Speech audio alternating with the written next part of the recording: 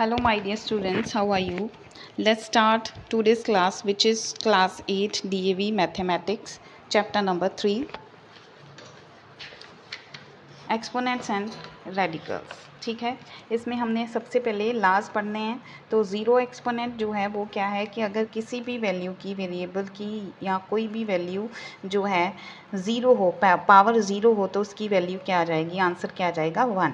अगर negative integral exponent है, means कि एक्सपोनेंट्स मींस पावर, अगर नेगेटिव में है तो उसको हम पॉजिटिव बनाने के लिए उसको रेसिप्रोकल कर देंगे, उल्टा देंगे। ठीक है, ए रेज़ पावर माइनस एन था, अब नीचे आके क्या हो जाएगा, 1/a⁻n। ठीक है, पॉजिटिव बन गया।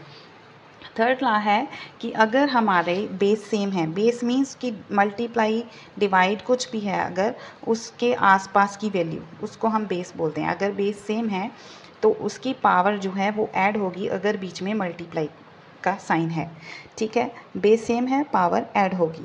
अगर बीच में डिवाइड का साइन है, बेस सेम है, तो पावर माइनस होगी। ठीक है, m-n।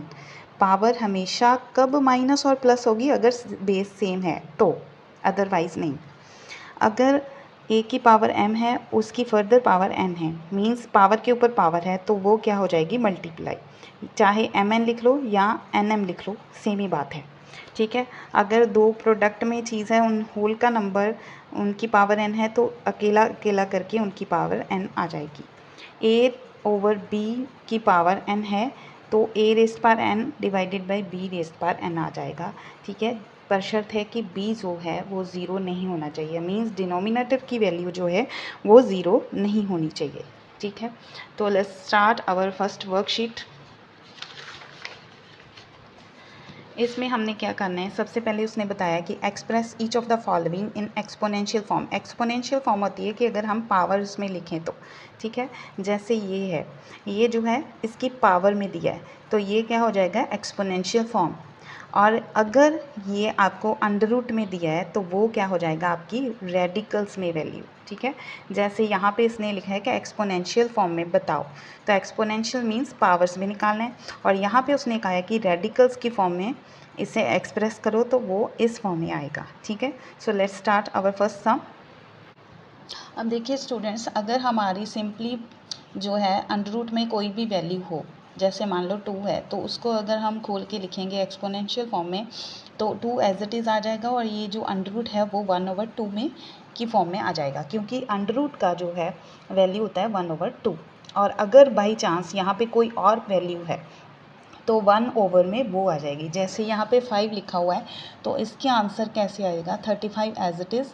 और क्योंकि हमारी अंडर रूट की वैल्यू 1/2 होती है, और यहाँ पे अगर कोई भी वैल्यू है तो 1 में वो आ जाएगा, जैसे कि 5। तो ये आपका आंसर है। ठीक है,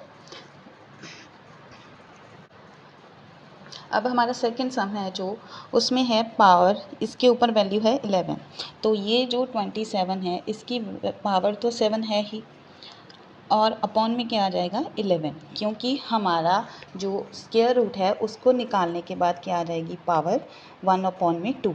बट यहाँ पे थी 5 वैल्यू अंडर रूट के ऊपर, तो वो नीचे डिनोमिनेटर में आ जाएगी।